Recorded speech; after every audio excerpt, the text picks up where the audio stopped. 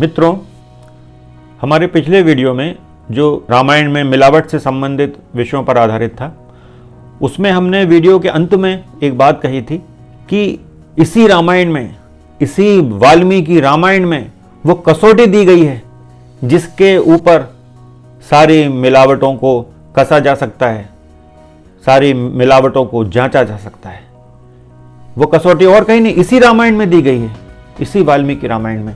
तो आज इसी विषय पर चर्चा होगी और उन्हीं कसौटियों की चर्चा होगी कि ऐसा क्या है जिसके आधार पर कहा जा सकता है कि इस रामायण में दिया गया कोई सर्ग यानी अध्याय, चैप्टर या श्लोक मिलावटी है अथवा नहीं, या यदि कोई कांड है तो वो क्या पूरा का पूरा कांड ही मिलावटी है।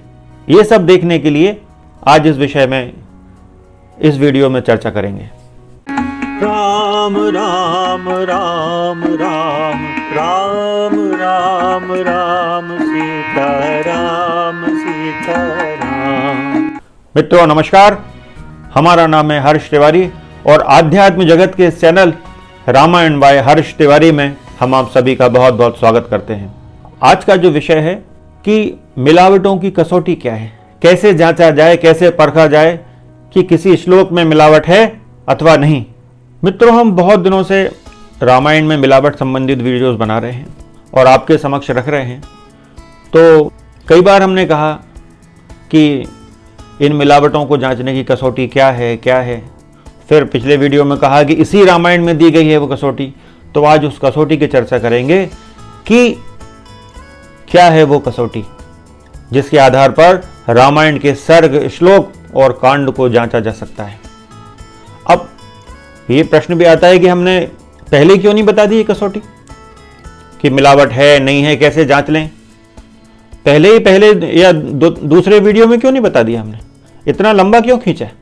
तो उसका कारण है, उसका कारण ये है कि हम सनातनियों में ही ऐसे बहुत से लोग हैं जिन लोगों को वाल्मीकि रामायण का ज्ञान नहीं है। अधिकांश लोग तुलसीदास कृत रामचरितमानस को ही रामायण समझते हैं, उनको वाल्मीकि रामायण का ज्ञान नहीं है, सुना ही नहीं उन्होंने वाल्मीकि रामायण नाम। अब कारण क्या है? क्योंकि तुलसीदास जी की जो रामचरितमानस है उसमें आखिरी में जो आरती दी गई है कि आरती श्री रामायण जी की, उसके कारण ये कन्फ्यूजन पैदा हो गया है कि लोग इसी को, रामचरितमानस को ही रामायण समझने लगे। लेकिन ये तो रामायण नहीं है ना, रामायण है वाल्मीकि रामायण। जितने भी ग्रंथ मौजूद हैं रामायण संबंधी वे सारे वाल्मीकि रामायण पर आधारित हैं, वो नए ग्रंथ हों या प्राचीन। क्योंकि सबसे पहला जो ग्रंथ लिखा गया भगवान राम पर जो ऑथेंटिक है वो है श्रीमद् वाल्मीकि रामायण।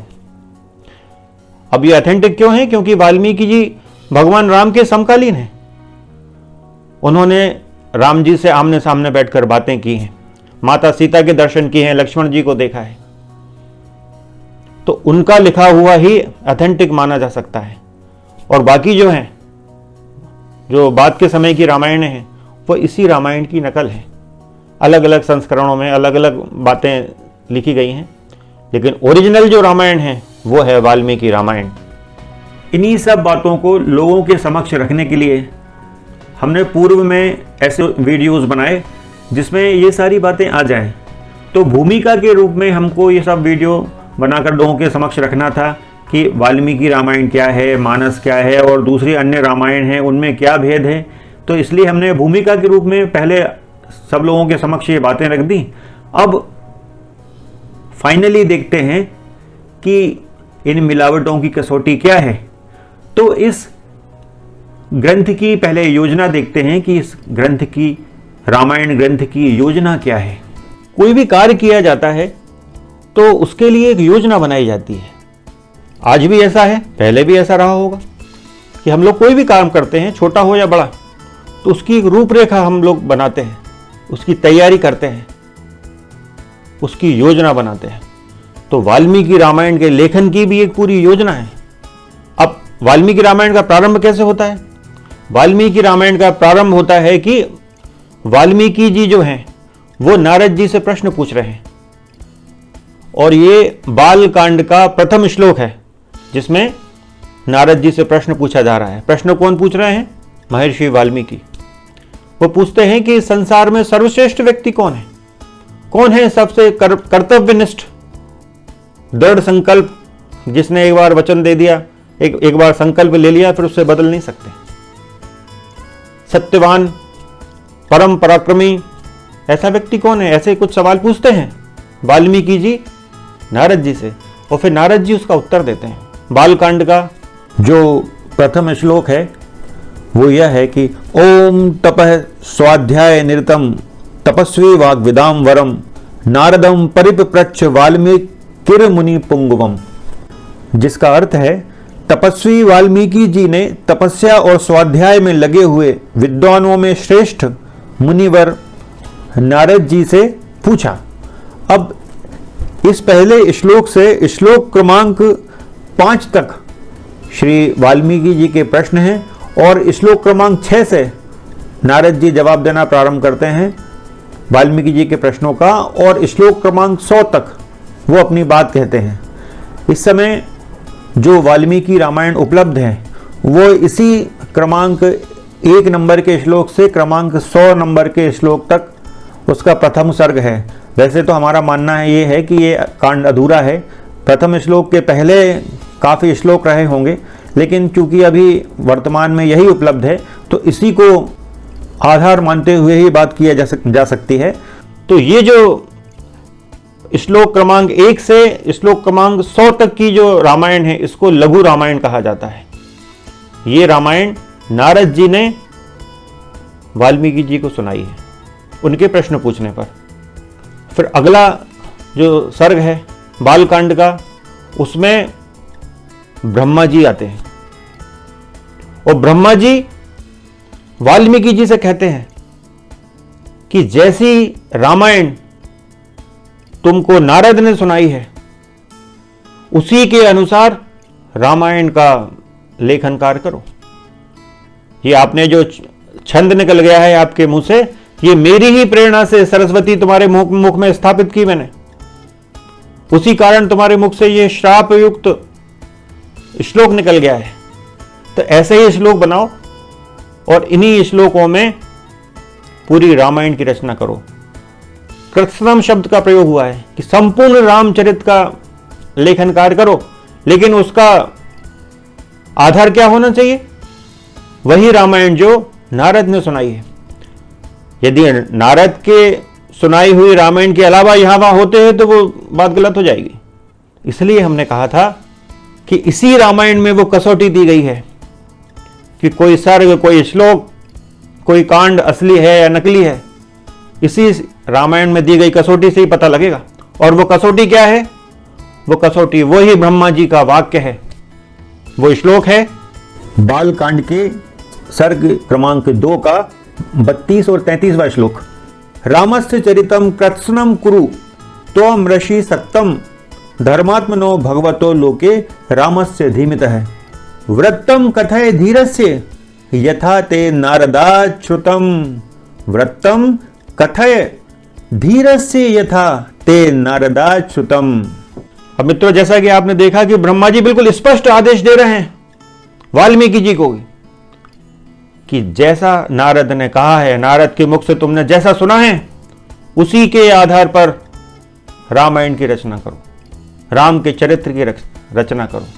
और उन्होंने आगे ये उनको वरदान भी दिया दिव्य दृष्टि का कि मैं तुम्हें दिव्य दृष्टि प्रदान करता हूं, जिससे क्या होगा कि राम के चरित्र का जो भी प्रकट अप्रकट चरित्र है, उनका माता सीता का जो भी प्रकट अप्रकट चरित्र है, वो सब तुम्हारे सामने प्रकट हो जाएगा। और भी जो पात्र हैं, लक्ष्मण हैं, भरत जी हैं, दशरथ जी हैं, जितने भी पात्र हैं, सभी लोगों का जो चरित्र है वो सब तुमको ज्ञात हो जाएगा इस दिव्य दृष्टि के माध्यम से। अच्छा, एक वरदान और देते हैं वो कि जब तक इस संसार में ये नदियां और पर्वत रहेंगे तुम्हारी ये रामायण जन जन में गाई जाती रहेगी। तो इसलिए आप लोगों ने देखा होगा कि इतनी मिलावट कर दी गई, राम के चरित्र पर दाग लगाने के पूरे प्रयास किए गए, लेकिन रामायण नष्ट नहीं हुई। आज भी राम का नाम उतने ही आदर से लिया जाता है। हाँ, मिलावटों के कारण थोड़ा सा कंफ्यूजन लोगों के मन में पैदा हुआ है, लेकिन रामायण आज भी गाई जा रही है और जब तक ये धरती है, धरती पर जीवन है, तब तक गाई जाती रहेगी। कारण क्या है? क्योंकि ब्रह्मा जी का ऐसा वरदान है वाल्मीकि को। उन्होंने आगे इस वरदान में क्या कहा? जब तक ये रामायण गाई जाती रहेगी तब तक तुम ऊपर नीचे, इसका अर्थ यह है कि स्वर्ग में, मृत्यु लोक में अर्थात मेरे लोकों में तुम आवागमन अपनी इच्छानुसार करते रहोगे। ये ब्रह्मा जी का वाक्य है। तो उन्होंने पहली बात क्या कही कि जैसी रामायण नारद ने कही है उसी के आधार पर संपूर्ण रामचरित्र का लेखन कार्य करो, और जैसा श्लोक तुमने अभी श्राप में बोला है उन्हीं श्लोकों में करो। दिव्य दृष्टि भी दे दी कि राम जी का, माता सीता का पूरा चरित्र उनको पता लग जाएगा। उनको ये आशीर्वाद भी दे दिया कि ऐसा ही नहीं इस युग में, आगे भी युगों में तुम आ जा सकोगे राम कथा को कहने के लिए, सुनने के लिए, उसके प्रचार प्रसार के लिए तुम जब चाहोगे तब आ जाओगे। जब तक ये धरती रहेगी तुम्हारी ये राम कथा घर घर गाई जाती रहेगी। तो मित्रों, यही एकमात्र कसौटी है और ब्रह्मा जी का वचन है, असत्य तो हो नहीं सकता कि नारद ने जो रामायण वाल्मीकि महर्षि को जो सुनाई है वही है असली रामायण, और उसी के आधार पर यदि रामायण लिखी जाती है तो ही ऑथेंटिक मानी जाएगी, नहीं तो वो गलत हो जाएगी। जो उसकी जो रामायण की परिधि है वो नारद की लघु रामायण है।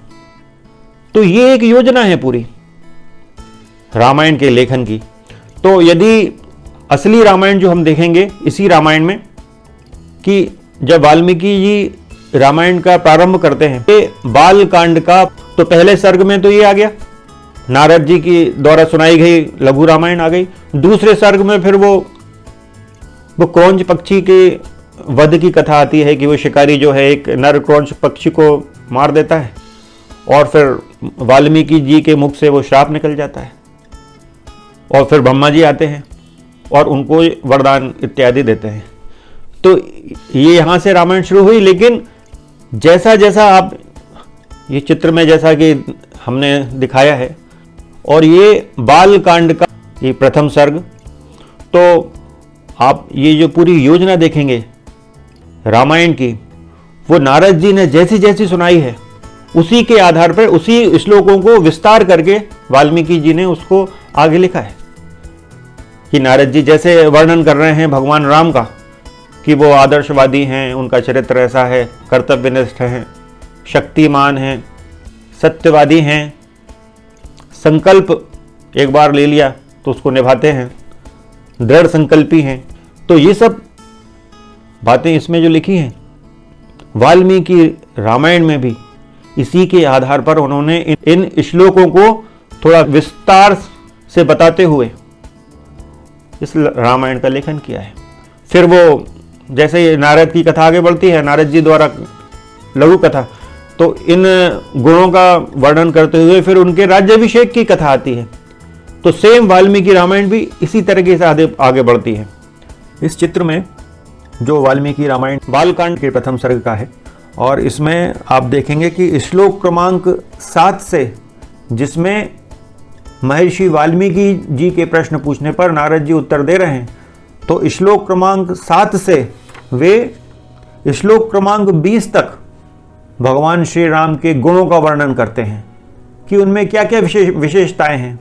और उसके बाद फिर राजा दशरथ उनके इतने सारे गुणों को देखते हुए उनके राज्याभिषेक की तैयारी करने का विचार करते हैं। अब ऐसे के ऐसे ही शब्दों में अयोध्या कांड के श्लोक क्रमांक के प्रारंभ में प्रथम सर्ग आप देख सकते हैं। इसमें श्लोक क्रमांक 6 से, जैसा कि नारद जी ने भगवान के गुणों का वर्णन किया है, उनका कुछ विस्तार करते हुए लगभग कहीं कहीं तो शब्द भी वही है। श्लोक क्रमांक 6 से अयोध्या कांड के श्लोक क्रमांक 6 जो है प्रथम सर्ग का, उससे भगवान के गुणों का वर्णन प्रारंभ हो रहा है। और ये श्लोक 11-12 से आगे चलता हुआ 30-31 तक ऐसे गुणों का वर्णन चलता जा रहा है। और श्लोक क्रमांक 33 तक भगवान श्री राम के गुणों का वर्णन किया जाता है। और फिर इन गुणों को देखते हुए दशरथ जी के मन में ये बात आती है कि इतना गुणवान है राम, तो क्यों ना मैं अपने जीवन के रहते ही इनको युवराज पद पर अभिषिक्त कर दूं। तो जैसा कि नारद जी ने बालकांड के उनकी लघु रामायण में बताया है, श्लोक क्रमांक 7 से 20 श्लोक तक, वैसे ही आप यहाँ देखेंगे कि अयोध्या कांड के प्रथम सर्ग में प्रारंभ से ही भगवान के गुणों का वर्णन प्रारंभ होता है और श्लोक क्रमांक 34 तक लगभग शब्द भी वही हैं। उन्हीं गुणों को थोड़ा विस्तार करके वर्णन कर रहे हैं वाल्मीकि जी। और नारद जी द्वारा जो सुनाई गई लघु रामायण है वो कहाँ समाप्त हो जाती है? वो समाप्त होती है कि जैसे रावण का वध हुआ, तो रावण के वध के उपरांत जब भगवान पुष्पक विमान में माता सीता को प्राप्त करने के बाद अयोध्या आते हैं, उनका राज्याभिषेक होता है, तो वहाँ इस रामायण ग्रंथ की समाप्ति हो जाती है। जैसी जैसी फलश्रुति नारद जी ने वाल्मीकि जी को सुनाई है, लगभग उन्हीं शब्दों में फलश्रुति भी वहां कह दी गई है। भगवान के राज्याभिषेक के उपरांत वो फलश्रुति जैसी कि नारद जी ने बताई थी, वैसी की वैसी फलश्रुति वाल्मीकि जी ने उसको थोड़े विस्तार के साथ वहां लिखी है। इस चित्र के माध्यम से आप देख सकते हैं कि नारद जी द्वारा वाल्मीकि जी को जो लघु रामायण सुनाई जा रही है, उसके 89वां श्लोक क्या कह रहा है? निष्पाप रामचंद्र जी ने भाइयों के साथ नंदीग्राम में अपनी जटा कटाकर सीता को पाने के अनंतर पुनः अपना राज्य प्राप्ति किया। अब यहाँ 89वां श्लोक ये कह रहा है कि भगवान ने अपना राज्य प्राप्त कर लिया सीता को प्राप्त करने के बाद, और उसके बाद फिर उनके राजकाज का वर्णन आने लगता है कि कैसे कैसे उनने राज्य संभाला, और उसके बाद फलश्रुति कह दी गई है कि क्या क्या लाभ होगा। इसका 100वां श्लोक बड़ा महत्वपूर्ण है इस फलश्रुति का, जिसमें नारद जी कहते हैं कि यदि इस रामायण महाकाव्य को यदि ब्राह्मण पढ़े तो विद्वान हो, क्षत्रिय पढ़ता हो तो पृथ्वी पर राज्य करे, वैश्य को व्यापार में लाभ हो और शूद्र भी प्रतिष्ठा प्राप्त करे। यह अत्यंत ही महत्वपूर्ण श्लोक है। तो आपने देखा कि 89वें श्लोक से भगवान को राज्य प्राप्त होने के उपरांत 100वां श्लोक फलश्रुति का है। 3-4 श्लोकों में नारद जी फलश्रुति सुनाते हैं और यहाँ पर उनकी संक्षिप्त रामायण समाप्त हो जाती है। वाल्मीकि जी जो रामायण का वर्णन कर रहे हैं, इन्हीं श्लोकों के माध्यम से लघु रामायण के जो श्लोक हैं, इनका विस्तार करके उन्होंने पूरी रामायण लिखी। युद्ध कांड पर वो अपनी वाल्मीकि रामायण को समाप्त कर रहे हैं। युद्ध कांड के श्लोक क्रमांक 60 और उसके आगे के श्लोक आप देख सकते हैं, जिसमें भगवान को राज्याभिषेक हो गया है और यहाँ राज्याभिषेक का वर्णन हो रहा है। सीता जी बाजू में बैठी हैं भगवान के, और राज्याभिषेक के अनेक श्लोक बताए गए हैं कि कैसे कैसे भगवान का राज्याभिषेक हुआ, कैसे देवताओं ने, सारे दरबारियों ने उनका राज्याभिषेक किया, उसके बाद भगवान ने कैसे राज्य किया, इन सब का अनेक श्लोकों में वर्णन है। और उसके बाद फलश्रुति कही गई है। राज्याभिषेक का भी लगभग वर्णन वैसा ही है जैसा नारद जी ने अपनी लघु रामायण में कहा है, और भगवान ने आगे राजकाज कैसे किया अपना, अनेक वर्षों तक जो उन्होंने राजकाज किया, वे शब्द भी लगभग वे ही हैं जो नारद जी के हैं। और उसके आगे फलश्रुति कह दी गई है कि इस रामायण को पढ़ने से क्या क्या लाभ होगा। तो ये सब जैसा कि नारद जी ने अपनी लघु रामायण में कहा है, लगभग उन्हीं शब्दों में युद्ध कांड के उपरांत यह वाल्मीकि रामायण भी समाप्त हो रही है। अब इसी फलश्रुति में युद्ध कांड का 119वां श्लोक बहुत महत्वपूर्ण हो जाता है, क्योंकि इसमें जो कहा गया है वो सुनिए। रामायण मिदम कृत्स्नम ऋणवतः पठतः सदा प्रीते सततम रामः सह ही विष्णु सनातनन। जो नित्य इस संपूर्ण रामायण का श्रवण एवं पाठ करता है, उस पर सनातन विष्णु स्वरूप भगवान श्री राम सदा प्रसन्न रहते हैं। अब इसमें संपूर्ण रामायण का आपको इस शब्द को बड़े ध्यान से सुनना चाहिए, क्योंकि इसके आगे तो उत्तरकांड लिखा गया है, लेकिन यहाँ ये इस युद्ध कांड के अंत में लिखा जा रहा है कि संपूर्ण रामायण, मतलब युद्ध कांड पर ही यह संपूर्ण रामायण समाप्त हो रही है। इस श्लोक को भी आप चित्र के माध्यम से बड़े आकार में देख सकते हैं। तो ये पूरी योजना है। अब इसमें द्वितीय सर्ग में एक बहुत महत्वपूर्ण श्लोक आता है। वो श्लोक क्या है? और ये बाल कांड का द्वितीय सर्ग का अंतिम श्लोक है। उसमें ये कहा जा रहा है, पहले आप श्लोक सुन लें। ये श्लोक है, तदुपगत समास संधि योगम सम मधुरोपन तार्थ वाक्यबद्धम रघुवर चरितम मुनि प्रणीतम दश शिर शस्य वधम निशाम यध्वम। अर्थात महर्षि वाल्मीकि के बनाए हुए इस काव्य में तत्पुरुष आदि समासों, दीर्घ गुण आदि संधियों और प्रकृति प्रत्यय के संबंध का यथा योग्य निर्वाह हुआ है। इसकी रचना में समता है, पदों में माधुर्य है और अर्थ में प्रसाद गुण की अधिकता है। अब सबसे महत्वपूर्ण बात जो इस रामायण ग्रंथ को लिखने की महत्वपूर्ण योजना के अंतर्गत आता है, वो है बाल कांड का इस द्वितीय सर्ग के 43वें श्लोक का आधा भाग, कि भावुक जनों इस प्रकार शास्त्रीय पद्धति के अनुकूल बने हुए इस रघुबर चरित्र और रावण वध के प्रसंग को ध्यान देकर सुनो। इस श्लोक में बिल्कुल स्पष्ट कहा गया है कि हे भावुक जनों, अब आप शास्त्रीय विधि के अनुकूल इस रामचरित्र को और रावण वध की कथा को ध्यान पूर्वक सुनिए। ये यहां द्वितीय सर्ग का अंत हो जाता है। सबसे महत्वपूर्ण श्लोकों में से ये श्लोक है और ये भी कसौटी है रामायण को जांचने की कि रामायण लिखने का उद्देश्य क्या है। भगवान राम के जन्म का उद्देश्य ही रावण वध है, तो जो रामायण लिखी गई है उसका उद्देश्य भी तो यही है। जैसा कि नारद जी ने सुनाया है कि भगवान का जन्म हुआ और फिर कथा आगे बढ़ी, उन्होंने रावण का वध किया, राज्याभिषेक हुआ, वहां राम उनकी लघु कथा समाप्त हो गई।